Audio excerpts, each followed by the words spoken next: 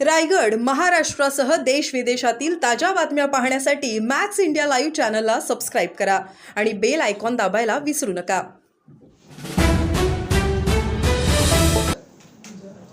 Ready चला role करायचा जा सुरू करा. महाराष्ट्र या राज्याबद्दल जेव्हा आपण बोलतो तेव्हा पुरोगामित्व नावाचा एक विरोध आपल्या महाराष्ट्राला लाभलाय आणि त्याचं कारण म्हणजे संतांची परंपरा, अनेक महात्म्यांचा महाराष्ट्राशी आलेला निकटतम संबंध आणि समाजाकडे जेव्हा आपण बघतो तेव्हा जात धर्म पंथाच्या पल्ल्याड जाऊन सर्व गुण्यागोविंदाने राहणं, माणुसकीने राहणं, सौजन्याने प्रेमाने आदराने राहणं हे महाराष्ट्रातल्या एकूण समाज बांधवांच्याकडून अभिप्रेत आणि अपेक्षित आहे आणि तो आपला वाडवडिलांचा वारसा आहे. मात्र अलीकडच्या काळात या महाराष्ट्र धर्मावर जे वैशिष्ट्य पुरोगामित्वाचं जे आपलं आहे त्या पुरोगामित्वावर कुठेतरी घाला घातल्या जात असल्याचं आपल्याला आढळून येत आहे. आणि या सर्व पार्श्वभूमीवर दिवसेंदिवस जाती जातींमध्ये, जाती धर्मांमध्ये, माणसांमध्ये एक मोठ्या प्रमाणावर दुजाभाव, भेदभाव आणि जातीवाद हा वाढत चालल्याचा, फोफावत चालल्याचं आपल्या सगळ्यांना दुर्दैवाने आपल्या निदर्शनास येत आहे. अशा परिस्थितीत काँग्रेस पक्ष हा स्वातंत्र्यापूर्वी स्थापन झालेला पक्ष आहे. इंग्रजांनी जावं आणि भारतीयांनी त्या खुर्च्यांवर बसावं असं सत्तेचं हस्तांतरण नव्हे तर व्यवस्था परिवर्तनाचं स्वप्न बघून समाजवादी काँग्रेस पक्ष स्थापन झालेला आहे. आणि हा समाजवादी पक्ष जेव्हा स्थापन झाला तेव्हा तो समाजवाद जो आहे तो या भारताच्या डीएनए मधला असणारा समाजवाद हा आपसूक काँग्रेसनी आपल्या आचार, विचार, व्यवहार, उच्चार आणि स्वप्नरंजनामध्ये घेतलेला आहे. त्यामध्ये वारकरी संप्रदायाची महान परंपरा असो, छत्रपती शिवाजी महाराज, शाहू फुले आंबेडकर, गाडगे महाराज, तुकडोजी महाराज, महात्मा गांधी, स्वामी बसवेश्वर, चक्रधर स्वामी अशी जी महान परंपरा आहे या परंपरेतला माणसाने माणसाशी माणसासारखं वागावं, जाती धर्माच्या पलीकडे आपण समाजव्यवस्था स्थापित करावी हा वारसा आणि हा वसा हा काँग्रेसचा होता. स्वातंत्र्योत्तर काळात ही सर्व मूल्य भारताच्या महान संविधानात आली आणि विश्वशांतीचा, विश्वबंधुत्वाचा, सामाजिक न्यायाचा, प्रत्येक व्यक्तीच्या सन्मानाचा मुद्दा हा नागरिकांचं कर्तव्य देखील असल्याचा भाग त्यामध्ये आपसूक समाविष्ट आहे. आणि एकीकडे आपला जाज्वल्य इतिहास आहे, आपल्या उज्ज्वल परंपरा आहेत, आपली संस्कृती आहे आणि दुसरीकडे आज महाराष्ट्रामध्ये हे जातीवादाचं पसरलेलं जे लोण आहे हे एक अपार्य स्वरूपामध्ये आपल्याला सगळ्यांना बघावं लागत आहे. त्यामुळे या परिस्थितीवर मात करण्याकरता कुठलाही निवडणुकीचा आशय हा न घेता किंवा कुठेही द्वेषाची, कोणाशी तुलनेची किंवा इतर विरोधी पक्षांच्यावर तोंडसोकाचा किंवा हल्ला न करता एक उपक्रम महाराष्ट्र प्रदेश काँग्रेस कमिटीने हाती घेतला आहे. ठिकठिकाणी आपल्याला जातीय दंगली, विषमतेचे अनेक मुद्दे, सामाजिक सौहार्दता बिघडणाऱ्या घटना घडताना दिसतात. त्या ठिकाणी असं का होतं तर जिथे सद्भावना ही लोप पावलेली आहे किंवा सद्भावनांनी आपला निच्चांक गाठला आहे त्या ठिकाणी अशा घटना आपल्याला घडलेल्या दिसून येतात. करिता सद्भावना ही आज महाराष्ट्राला नितांत आवश्यक असणारं एक मूल्य आहे आणि आज जर सद्भावनाची जोपासणूक आपण केली नाही तर उद्याच्या पिढीचं काय. आणि दुसरीकडे आपली जी उज्ज्वल परंपरा आहे त्या परंपरेला आपण पायी फोडण्याची पात्रता आपल्या अंगी उरली आहे का असा देखील एक आपसूक प्रश्न दुसऱ्या बाजूला हा उपस्थित होतो. आणि त्यामुळे सद्भावना हा एक ऐरणीचा मुद्दा आज जो महाराष्ट्राच्या पुरोगामित्वाकरिता अत्यंत आवश्यक आहे याचा जागर नुसता जागरच नव्हे तर यासाठी रचनात्मक आणि प्रसंगी संघर्षात्मक भूमिका ही महाराष्ट्र प्रदेश काँग्रेस कमिटी घेत आहे आणि याची सुरुवात आज आपण जेव्हा माध्यमांकडे बघतो तेव्हा बघितल्यानंतर बीड या जिल्ह्याचा उल्लेख आपल्याला वारंवार आज होत असतानाचा आढळून येतो. त्या ठिकाणच्या जातीवादी काही शक्तींच्या अनुषंगाने असेल किंवा काही त्या ठिकाणी अपराधिक ज्या काही घटना घडल्या त्याच्या अनुषंगाने असेल. आणि या पार्श्वभूमीवर आज ची जी बदनामी होत आहे, बीडमध्ये आहे, इतर ठिकाणी नाही असं पण नाही, मात्र बीड आज मोठ्या प्रमाणात महाराष्ट्रातला अविभाज्य बीड जिल्हा हा अंग आहे. आणि एक जिल्हा अशा पद्धतीने जर सगळ्यांच्या समोर येत असेल तर ही घटना निश्चित दुःखद आहे. त्यामुळे आता पुढे या संदर्भामध्ये एक कार्यक्रम महाराष्ट्र प्रदेश काँग्रेस कमिटीने हाती घेतलाय. जागतिक महिला दिनाच्या दिवशी 8 मार्चला सद्भावना पदयात्रा ही बीड जिल्ह्यातून सुरू होत आहे. आणि महिला दिनाच्या निमित्तानं बीडला अजून एक दुसरं जे वैशिष्ट्य, दुसरं एक जो त्या ठिकाणचा एक डाटा आहे तो निश्चित कुठेतरी हा अंतर्मुख करणार आहे. आणि स्त्री पुरुष समानताच्या समतेच्या ज्या गोष्टी आपण करतो त्या अर्थातच या समाजवादी विचारसरणीचे आहेत.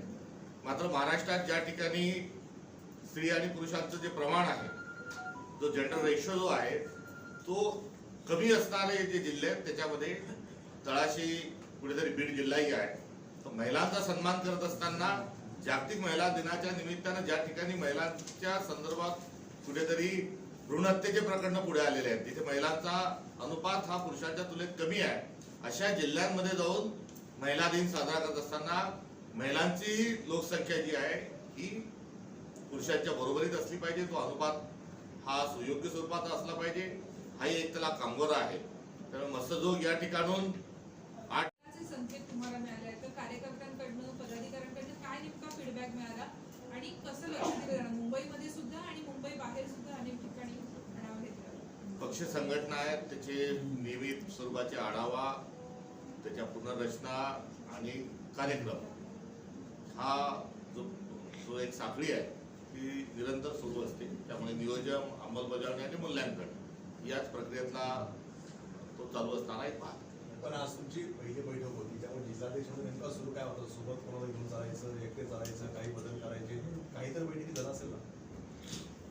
सद्भावना महाराष्ट्रात वृद्धिंगत झाली पाहिजे हा आजच्या मीटिंगचा आशय आणि हाच सगळ्यांचा असणारा मनातली असणारी इच्छा आहे की महाराष्ट्रात सद्भावना वृद्धिंगत व्हावी. आगामी स्थानिक स्वराज्य संस्थांच्या निवडणुका आहेत, त्याबद्दल सुद्धा अशाच पद्धतीची सद्भावना तुम्ही तुमच्या युतीतील, तुमच्या महाविकास आघाडीतील अनेक नेत्यांसोबत असणार आहे का? आणि मुंबईच्या बाबतीत काय नेमकी भूमिका असणार आहे? 25 तारखेला जी सुप्रीम कोर्टात हिअरिंग आहे त्याच्यावर 28व्या क्रमांकावर आपली लोकल बॉडीच्या जे निवडणूक आहे त्याची केस आहे. त्यामुळे हिअरिंग आहे. त्यामुळे एकदा हिअरिंग होऊन जाऊ द्या. तो निकाल झाल्यानंतर यथा अवकाश त्याच्या संदर्भात बोलणं उचित. अनेक ठिकाणी पदाधिकारी राजीनामे देत आहेत. तुम्ही जेव्हापासून नियोजन वगैरे सुरू केलंय पाहत आहे, तर पुण्यामध्ये काही राजीनामा दिलेला आहे पदाधिकाऱ्यांनी आणि असं राज्यामध्ये अनेक ठिकाणी होत आहे. माझ्यापर्यंत अध्यक्ष झाल्यापासून अद्याप कोणताही राजीनामा माझ्यापर्यंत आलेला नाही. सध्या मराठी साहित्य संमेलन सुरू होतं आणि त्या व्यासपीठावर बरेचसे राजकीय विषय सुद्धा चर्चेला आले. मराठी साहित्य संमेलनातली सद्भावना हरवली असं वाटतंय का? सद्भावना वृद्धिंगत होण्याकरताच साहित्य संमेलन आहे. आणि साहित्यातून समाजाची व्यथा ही कथा स्वरूपात आणि तिथं सामाजिक भान स्वरूपात ती समोर यावी हे अपेक्षित आणि अभिप्रेत असतं. त्यामुळे अशा सगळ्या संमेलनाचा प्रयत्न हा सद्भावना वृद्धीसाठीच असतो. त्यामध्ये काही ज्या गोष्टी काही कानावर येतात आहेत त्या अनावश्यक आहे आणि त्या दुर्दैवी आहेत. पण ज्यासाठी 2 मर्सिडीज द्याव्या लागतात आणि विधान परिषदेमध्ये प्रश्न लावण्यासाठी प्रश्न घेण्यासाठी पैसे द्यावे लागतात, यातली व्यथा कुठली आणि कथा कुठली वाटते? मी राजकारणाच्या पहिल्या दिवशीपासून काँग्रेसमध्ये आहे, त्याच्यामुळे मला यावर काही भाष्य करता येणार. विधिमंडळाचं कामकाज तुम्ही पाहिलं की गंभीर विषय आहे. कारण नीलम गोरे उपसभापती त्यांच्यावरती संजय राऊतांनी थेट आरोप केला की परिषदेचे प्रश्न लावण्यासाठी आहेत ते पैसे घेतले जातात. त्याचवेळी त्यांनी एका मोठ्या व्यासपीठावरनं उद्धव ठाकरेंना पद देण्यासाठी उद्धव ठाकरे 2 मर्सिडीज देतात असा आरोप केला. गंभीर आहे का राजकारणाच्या एक दृष्टीने? माजी शिवसैनिकांनी एक आजी शिवसैनिकांच्या वादामध्ये यामध्ये भाष्य करणे प्रासंगिक जरी वाटत असलं तरी आज मी एक वेगळा आशयाचा विषय घेऊन आपल्या समोर प्रस्तुत आलोय. सर, या आपले विषयाला आपण सहयोगी सर्वांनी पक्ष आहे. बळ आणि याची सराहना करावी माझी आपल्याकडून नम्र अपेक्षा आणि विनंती. ही जी पदयात्रा आपण जी काढताय भारत जोडोची, तर मागे पण ज्या पद्धतीने राहुल गांधी यांच्या नेतृत्वात भारत जोडो यात्रा काढण्यात आली होती आणि थांबवण्यात आलं होतं, तर तुमच्या काय याच्यावरती प्रतिक्रिया राहणार आहे, काय सांगणार? भारत जोडो हा दरोमत हा त्यामध्ये संदेश होता आणि सगळ्यांना जोडण्याचा प्रयत्न होता आणि ती भारत जोडो यात्रा होत असताना त्यामध्ये कुठेही चुकीचा भाव आणि राजकीय आशय त्यामध्ये नव्हता. आणि जाहीर आहे की ह्या आम्ही जी आता सद्भावना पदयात्रा काढतोय त्या सद्भावनेमध्ये जो आशय जो आहे तो आपल्या भारताचा महाराष्ट्राचा जो पुरोगामित्व आहे आणि महाराष्ट्र धर्म जो आहे तो दाखवण्याकरता आम्ही ही पदयात्रा काढतो. सर, काँग्रेसमध्ये काही लोक पक्ष सोडून जाणार आहेत. भारतातील एक चळवळ म्हणून काँग्रेस पक्ष यामध्ये सहभागी होत आहे. त्यामुळे आपल्या माध्यमातून माझा तमाम महाराष्ट्रातील नागरिकांना ज्या स्वयंसेवी संघटना आहेत, संस्था आहेत, सिव्हिल सोसायटी आहेत, त्यांना पण माझी विनंती आहे की या पदयात्रेमध्ये आपण सहभागी होऊ. यामधले जे गीत राहतील हे साने गुरुजींचं खरा तो एकती धर्म जगाला प्रेम अर्पावे हे गीत आम्ही त्यामध्ये घेऊन जात आहोत. तुकडोजी महाराजांचे जे भजन आहेत, सबके लिए खुला है मंदिर ये हमारा, यासोबतच या भारतात बंधुभाव नित्य वसुदेव देवरची असाधे, ही सर्व जी आपली भजनं आहेत, जी परंपरा आहे, यातला जो भाव आहे हा भाव घेऊन आम्ही बीडमध्ये जात आहोत. नंतरच्या काळात परभणी आणि इतरही ठिकाणी आमचा जाण्याचा निश्चित प्रयत्न राहील. त्यामुळे या सद्भावना पदयात्रेच्या निमित्तानं एक वेगळी सुरुवात आपल्याला महाराष्ट्राला करता येते का, हा एक आमचा प्रामाणिक प्रयत्न आहे. राज्यातल्या कुठल्या सामाजिक चळवळींशी असोसिएटेड लोकांना तुम्ही याबद्दल अप्रोच केलंय का? कुठली प्रॉमिनंट नावं याबरोबर जोडली जाणार आहेत का? आणि राज्यातलं तुमचं नेतृत्व किंवा केंद्रातलं कुठलं नेतृत्व यामध्ये सहभागी होणार आहे का 8 तारखेला? निश्चित याचा आज आपल्या समक्ष याची आज घोषणा केल्यानंतर दरम्यानच्या काळात भारत जोडो या यात्रेमध्ये ज्या पद्धतीने सिव्हिल सोसायटीशी आम्ही संपर्क साधला होता त्याच धर्तीवर याही पदयात्रेमध्ये आम्ही त्यांना या यात्रेत सहभागी होण्याकरता अथवा त्यांच्या सदिच्छा शुभेच्छांसाठी आम्ही अपेक्षा वजा विनंती करणार आहोत. आणि अर्थातच महाराष्ट्र प्रदेशातील काँग्रेस पक्षाची केंद्रीय आणि राज्यातलं सर्व नेतृत्व त्या ठिकाणी हजर आहे. महाविकास आघाडीतले कोणी महाविकास आघाडीतील तुमचे मित्रपक्ष सहभागी होतील का? मी आपल्याला आधी सांगितलं की भारत जोडोच्या धर्तीवर आम्ही सर्वांशी संपर्क साधू आणि हा पक्षाच्या पलीकडे जाऊन या उपक्रमाकडे आम्ही बघत आहोत. त्यांचंही स्वागत आहे. भारत जोडो सोबत पक्ष जोडो अभियान सुद्धा तुम्हाला मजबूत करावं लागणार. सगळे जिल्ह्याचे प्रमुख तुम्हाला भेटले.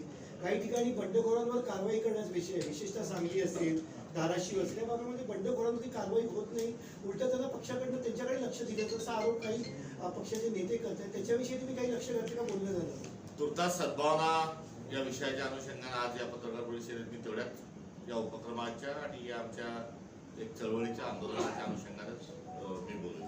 तुम्ही आता म्हणत की भारत जोडो ज्या संघटना सहभागी झाल्या होत्या त्या असतील, पण भारत जोडो संघटना ज्या सहभागी झाल्या होत्या त्यामध्ये सरकारच्या वतीनं अनेक आरोप केलेले होते लष्करी लष्कर. तर तुम्ही आता सिलेक्शन करताना काही संघटनांची चाचपणी करणार आहात की पाठिंबा देतील त्यांना? जे समाजाच्या हिताकरता किंवा मानवी हक्काकरता जे आवाज उठवतात त्यांना बदनाम करण्याचा एक कारस्थान मोठ्या प्रमाणावर सुरू आहे. त्यामुळे असे भारत जोडो तसा कुठल्याही प्रकारचा प्रवाह आणि लोक त्यामध्ये नव्हते. त्यामुळे असं हा शब्द आपण जो उच्चारला तो वापरून सरकारच्या विरोधात कोणी काही बोलू नका याची केलेली ती व्यवस्था. आपण बघतोय की तुमच्या येण्यानंतर तुम्ही आज जे जिल्हाधिकाऱ्यांची आपण सर्वांनी देखील सद्भावना पदयात्रेमध्ये सहभागी व्हावं ही माझी आपल्या सगळ्यांना आग्रहाची विनंती. सर, हिंदी में बता दीजिए एक बार, आपने एक बैठकों का सत्र शुरू किया है प्रदेश का कारभार संभालने के बाद और साथ ही साथ सद्भावना यात्रा की बात कर रहे हैं, कैसे? तो सद्भावना यात्रा की बात करने के लिए आपके सामने मैं यहाँ मौजूद हूँ. महाराष्ट्र ये पुरोगामित्व का एक भारी भरकम नहीं तो एक बहुत ही एक पवित्र शब्द महाराष्ट्र के साथ लगा हुआ है. और उसके साथ साथ महाराष्ट्र धर्म नाम का भी एक एहसास हर व्यक्ति में महाराष्ट्र में जगाने का एक सौभाग्य हमारी परंपरा ने हमें दिया है और पिछले कुछ दिनों में सद्भावना में कमी पाई जा रही है और सद्भावना के कम होते हुए हर जाति में धर्म में एक तनाव महसूस किया जा रहा है। ये तनाव और कुछ उस तनाव से जुड़ी हुई कुछ घटनाएं, इसको लेकर महाराष्ट्र होने के नाते हम शर्मिंदा है और ये इंसानियत को जो चीजें ठीक नहीं इंसानियत के लिए उस चीजों को भी यहाँ पर होते हुए देखने का एक बड़ा ही दुखद एक प्रसंग और एक अनुभव पिछले कुछ दिनों से हमें हो रहा है। तो एक जिम्मेदारी है जो एक पुरानी पार्टी एक कॉन्स्टिट्यूशन में जो हमें सबको साथ लेने की जो सीख है और उसी के साथ साथ प्यार मोहब्बत से रहने का एक जो जज्बा महाराष्ट्र के एक भूमि में है, जमीन में है, ये इसको सामने लेके आते हुए आज सद्भावना में जो कमी है और कुछ खामियां हमें जो है उसको दूर करने के लिए सद्भावना पदयात्रा भीड़ से 8 और 9 मार्च को हम उसका आगाज कर रहे हैं और उसके पहले भीड़ जिले के जो नारायणगढ़ और भगवानगढ़ जो है वहाँ जाकर हमारी परंपरा जो है, हमारी जो संस्कृति है उसकी रक्षा के लिए वहाँ के जो पीठ है वहाँ पर जाकर भी हम वहाँ प्रार्थना करें। सर, क्या संगठनात्मक बदल कोई हो सकता है? क्योंकि देखा गया है कि जब सत्ता पक्ष में कोई पार्टी बीजेपी के सामने नहीं होती है तो कार्यकर्ताओं को जोर जबरदस्ती हो, ईडी, सीबीआई, एंटी करप्शन, ऐसा कांग्रेस में भी इस तरह की है। एक आधा नेता बीजेपी को भी सद्भावना वृद्धिंगत करे, ये इसी सवाल के जवाब में मेरी उनसे भी अनुरोध है। शहरी इलाकों में भी ये सद्भावना यात्रा निकाली जाएगी, जैसे मीरा रोड है, मुलान मालोनी है, यहाँ पर भी इस तरह के जहाँ जहाँ टेंशन, जहाँ इस प्रकार से घटना घटती है तो वहाँ हम दौड़ कर जाएंगे और सद्भावना का वहाँ पर आगाज है और सद्भावना की सौगात देते हुए हमारी जो परंपरा है महाराष्ट्र की उसको हम याद। आपके दो अलाइज है शिवसेना उद्धव जी, ठीक नज़र नहीं आ रहा है। शरद पवार खामोश रहते जब उद्धव ठाकरे पर कोई एकनाथ शिंदे के लोग हमला बोलते या निशाना साधते या निचली स्तर की भाषा में प्रयोग करते। संजय राउत नाराजगी जता रहे हैं जो नीलम गोरे ने कहा उसको लेकर। अब वो उस पर वही जवाब दे तो ज़्यादा ठीक है। नहीं, लेकिन जो बयान नीलम ताई ने दिया और उसको लेकर संजय राउत का जो बयान आया उसको आप कैसे देखते हैं? वहाँ उस व्यासपीठ पर जाकर या उस सम्मेलन में जाकर अनावश्यक बातें करने की कोई आवश्यकता नहीं। वो कोई राजनीतिक अखाड़ा नहीं था। वहाँ पर अनावश्यक बात करके ये सद्भावना बिगाड़ने का कोई काम नहीं, कोई जरूरत नहीं। सर, पिछले दिनों में देखा गया कि शिंदे सरकार ने जो फैसले लिए,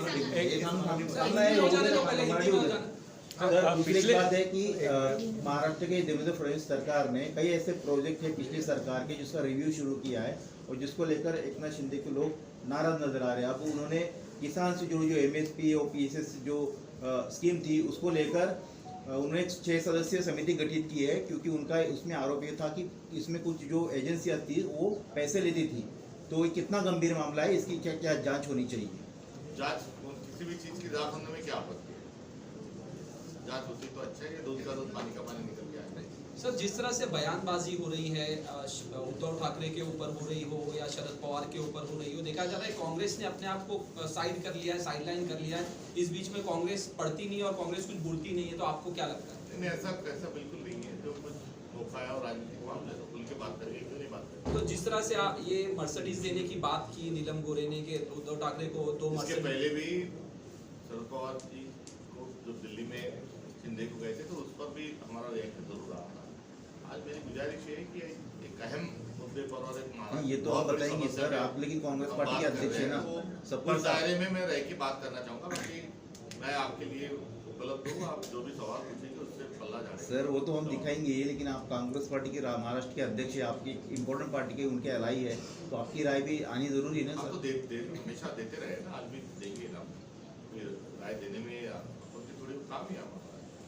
अर्जुन साहब, 2 दिन पहले महाराष्ट्र में कन्नड़ के कुछ लोगों ने जिस तरह से बस पर हमला किया, ड्राइवर पर अटैक किया, कालीपोती। आज महाराष्ट्र में कर्नाटक की बस आई थी, वहाँ पर उद्धव सेना के लोगों ने पूरी बस को केसरिया से नहला दिया, ड्राइवर को माला फूल पहनाया, उसको जय महाराष्ट्र बोलकर छोड़ा। किस तरह से देखते हैं इतने सालों से मामला चल रहा है बेलगाम का, ना तो केंद्र दखल दे रही है ना तो राज्य इसको सुलझा पा रहा है। ये मसले में कांग्रेस जो है हमेशा कांग्रेस का स्टैंड क्लियर रहा है कि जो महाराष्ट्र में जो एकीकरण समिति और जो मराठी के भाषा पर जो आंदोलन उसमें चल रहा है उस आंदोलन के साथ महाराष्ट्र कांग्रेस पार्टी है। सर एकनाथ शिंदे कह रहे हैं कि उन्हें हल्के में ना ले, उनका इशारा किसकी तरफ है, उद्धव ठाकरे की तरफ है कि बीजेपी और फडणवीस की तरफ है, आपको क्या लगता है? मैं इसके बारे में अपन कल बात करेंगे, थोड़ा डाइवर्ट मत कीजिए, मेरा अनुरोध है आपको कि ये जो एक बहुत ही अलग किस्म का एक प्रयास है, एक कोशिश है, उसमें आपके सवालों से कोई ये नहीं, मगर ये सद्भावना यात्रा को लेकर यदि बात करते तो थोड़ा ठीक है। मोहन जी, विजय वडेट्टीवार ये बयान को लेकर किस तरह से देखते हैं, आपकी पार्टी के नेता हैं? मुझे उसकी जानकारी लेकर मैं उस पर बात करना नहीं।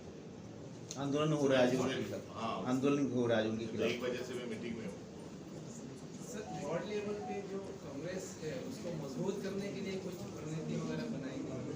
हाँ, इलाकाई सतह पर संघर्ष है, संघर्ष जारी रहेगा। Thank you. सर साहित्य संमेलन मराठी राजकीय आखाडा राजकीय आखाडा साहित्य संमेलनातून साहित्याचा, शेतकऱ्यांच्या, सामान्य माणसांच्या वेदनांचा आणि आपल्या असणाऱ्या उज्ज्वल परंपरेचा, संस्कृतीचं एक जाण आणि भान निर्माण व्हावं आणि विचारांची देवाणघेवाण व्हावी हे साहित्य संमेलनाच्या वार्षिक संमेलनातून अपेक्षा असते आणि मोठ्या प्रमाणावर सर्व रसिकांचं आणि मराठी मंडळींचं लक्ष त्याकडे लागलेलं असतं आणि अशा ठिकाणी एक प्रेरणा आणि मिळावी, ज्या वेदना असतील त्यांच्यावर फुंकर मारल्या जावी, जे जळणघळण ज्या लोकांनी ती झाली आहे त्यांच्या व्यक्तिमत्वातून प्रेरणा मिळावी आदी इत्यादी गोष्टी साहित्य संमेलनातून हे अपेक्षित असतात आणि अशा ठिकाणी अवास्तव आणि कुठल्याही प्रकारचं विनाकारण अनावश्यक वक्तव्य करणं हे संपूर्णतः चुकीचं आहे, हे आपल्या परंपरेला न शोभणार आहे आणि अशा गोष्टींमुळे सद्भावना जी आहे ती कमीच होते। संजय राउत बोलते हैं कि इस तरह के कार्यक्रम खंडणी के पैसों से आयोजित की जाती है। जी माझी प्रांताध्यक्ष म्हणून जी माझी नैतिक आणि व्यक्तिगत जी जबाबदारी आहे त्या अनुषंगाने मी चर्चेसाठी उपलब्ध आहे आणि मी माझे प्रयत्न माझ्या पद्धतीने माझ्या पक्षाला बळकट करण्याकरता करत आहे। हिंदी में एक बार हिंदी में सर, हिंदी में